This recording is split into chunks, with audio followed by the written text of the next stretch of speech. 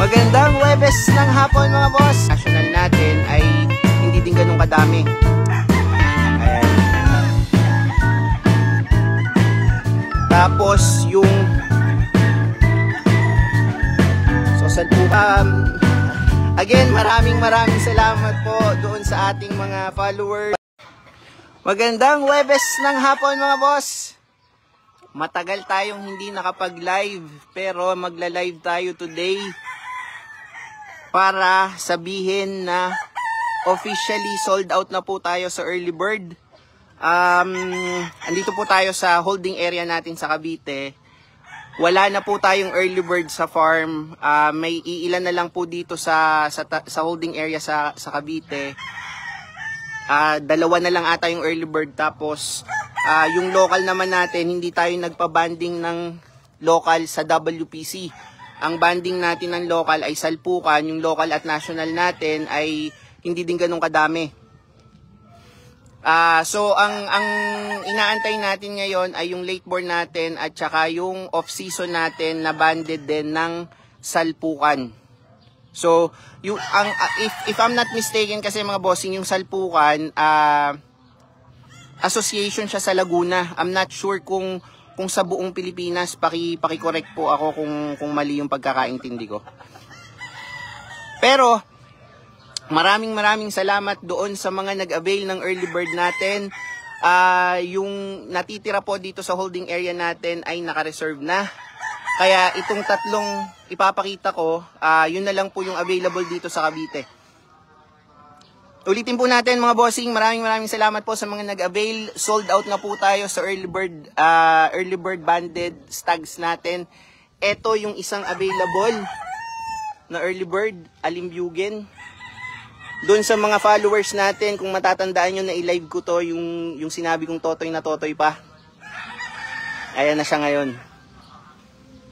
Bugen, tapos meron tayong lahi ng Kelso, mayahin. Hindi pala lahi ito ng Kelso, mayahin pala to. Ayan. Boss Chris Duran, shoutout po sa inyo. Ayan. Tapos yung pakita natin yung salpukan local banded natin. Eto. So salpukan banded siya. Boss Kurt, shoutout sa iyo Boss Kurt. At sa kay Tito Tabamo. Ay si Boss Alex Silva. Boss Alex, magandang hapon po sa inyo. Boss Arlano, message po kami sa inyo. Okay? So yun mga bossing, yun lang ang pwede nating ipakita sa inyo. Again, maraming salamat po doon sa ating mga followers, sharers, sa mga nag-a-avail sa atin.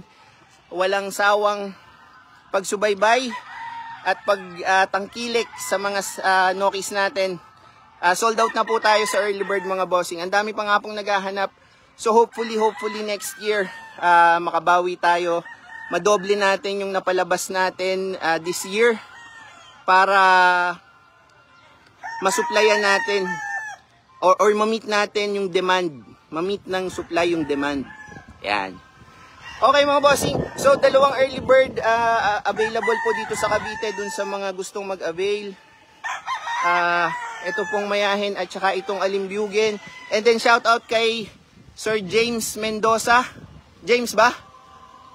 James Mendoza. Si Sir James, taga QC, taga Fairview, Quezon City. Nagpunta siya kanina dito. Jose Prado. Kay Boss Jose Prado Mendoza pala, hindi James. Kay Boss Jose Prado Mendoza, nagpunta siya dito kanina para ma-pick up yung pina-reserve niyang mga stags. Yun na yun. Tsaka kay Sir De Las Alas. Sir De Las Alas, yung pina-reserve nyo po, andito siya sa Cavite. So, kung makakapunta po kayo dito sa Cavite, mas maganda. Para po ma-pick up nyo yung dalawang nokis na naka-reserve po sa inyo. Okay? Mga bossing, Yun lang po, kaya po tayo nag-live. Announcement lang po. Maraming salamat po ulit. Sold out na po tayo sa early bird tags natin. Ang susunod na po nating panali, may konting local at national tayo, pero ang susunod na po natin ay late born at ang off season. Okay? So mga bossing, hanggang dito na lang. Maraming salamat. Shoutout sa lahat ng mga nanonood natin ngayon. Hanggang sa susunod, maraming salamat po.